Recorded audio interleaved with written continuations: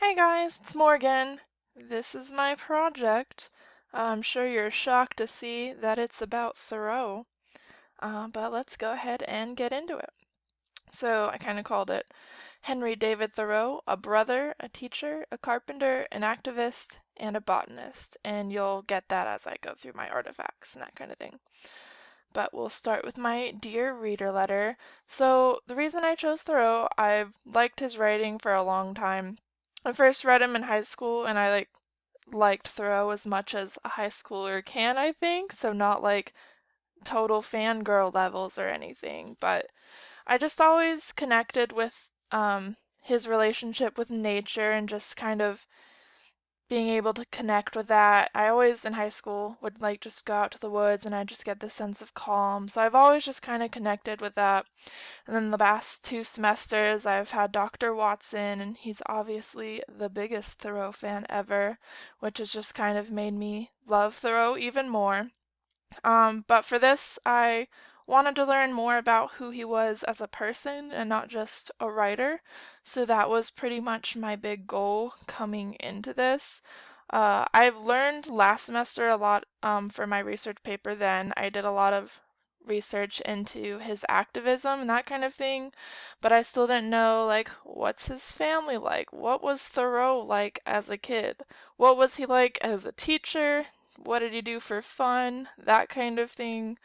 So I really didn't really want to know him so much as a writer. Feel like I know a lot about him from that already. So I was really looking to see who he was as a person. And so I kind of talked about here. I learned about his really strong relationship with his brother. They were extremely close, and so I wrote a poem about that in one of my artifacts. I learned about him as a teacher. He actually shares a lot of beliefs that all of us do and that we learn about in this class, so he was kind of ahead of his time there. Um, he was quite the carpenter. He built a lot of things, his Walden Pond cabin, a lot of boats, and famously, like the Thoreau pencil was really big in his time, which he made very popular. And then the activist side of him. So he had a lot of strong political beliefs. Him and his whole family were like abolitionists and really active in the Underground Railroad.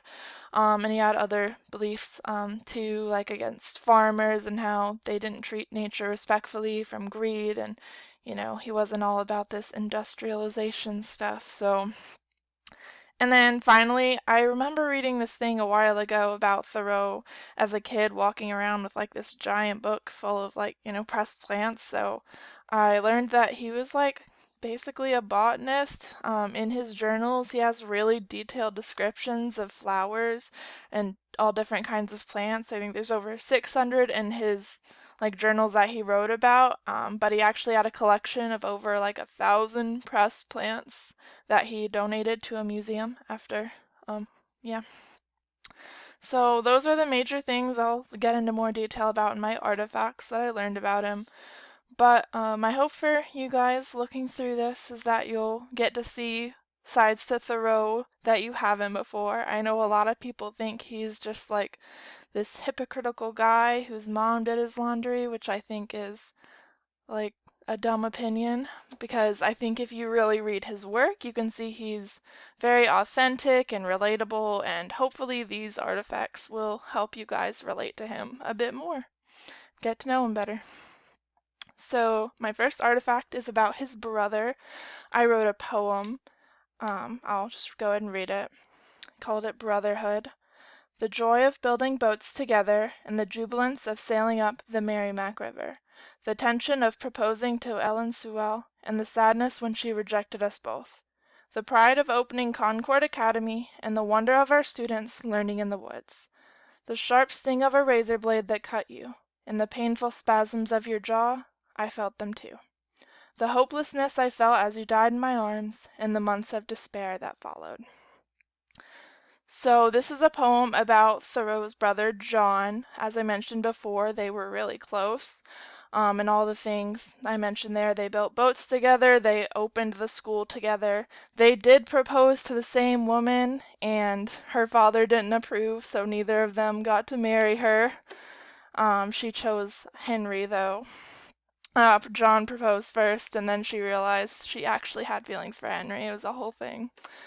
But it said when John died, he got cut with a razor blade, and then he got like lockjaw, and then he died a few days later. Henry was there when he died, and he was actually experiencing the same symptoms, though he had no physical injury. So a lot of historians think it was a psychosomatic illness, sympathy pain to the extreme, which I think just shows how close they were. And um, yeah, so that was about his brother. My second artifact shows Thoreau the teacher. I wrote like a teaching philosophy paper, like I know I've had to write in one of my education classes, because I thought that was the best way to kind of talk about what his beliefs about education were and how he was like as a teacher. Originally, I was going to try and use like vocab like we've used about different theories and that kind of thing, but what he believed he was kind of ahead of his time for, so I just kind of wrote it as him. And I actually incorporated quotes from his journal in there that he wrote about teaching. So a lot of his beliefs that we share, he thought that students should choose their own topics, that if you force a topic on someone, they're not going to care and the writing's going to be bad. He obviously modeled what he wanted his students to go. He kept journals upon journals upon journals, was constantly writing. He wanted authentic experiences for his students. Him and his brother John would take them out into the woods and like into town to look at different jobs and that kind of thing. So I think like if he was a teacher today, he would really fit right in with a lot of us and our beliefs anyway. So that I thought was really cool. Doop doo. Right, the third one is Thoreau the Carpenter. I made a mini museum, so we'll just go to that now. So, I made these museum guidelines. Oop, yep, there we go. So I had these museum guidelines so that I imagine an outside audience for this so that they know how a virtual museum works in case they've never done one before. But I'm here, your tour guide, so we don't need to look too much at those. So this is our entrance, so we're going to click the door and we're going to go right into the exhibit. So this is an exhibit of a lot of different wooden things that Thoreau made. His boat, his cabin, and the Thoreau pencil that I mentioned earlier. So you can just click to get a closer look. And this is a boat that Thoreau made with his brother and the one that him and his brother sailed up the Merrimack River. And it actually inspired his first book, A Week on the Concord and Merrimack Rivers, which was a tribute to his brother after he died, though the book was not very successful. And you can see this picture closer, but then you can also read the little information card there, like a museum.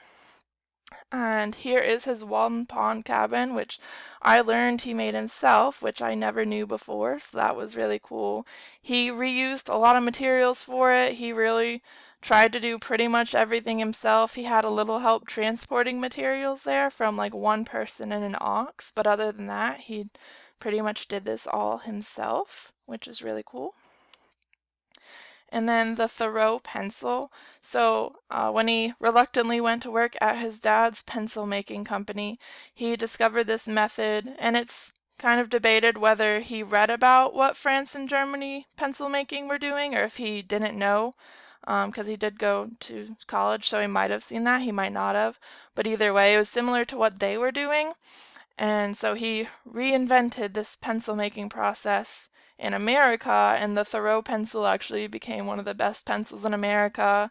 It won awards after Henry, revamped it and all that. So that is really cool.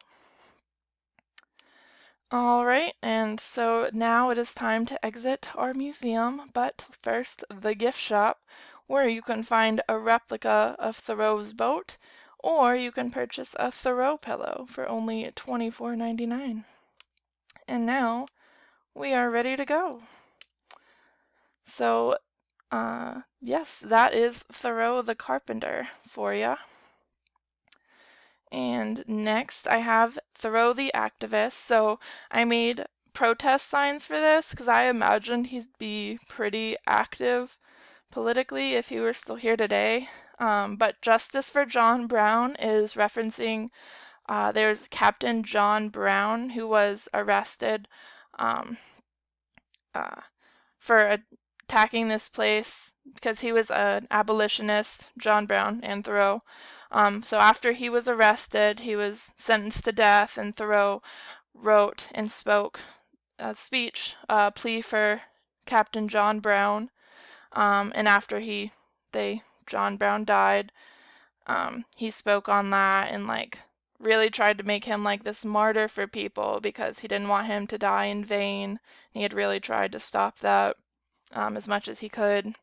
The middle one, farmers are equals robbers, nature deserves respect.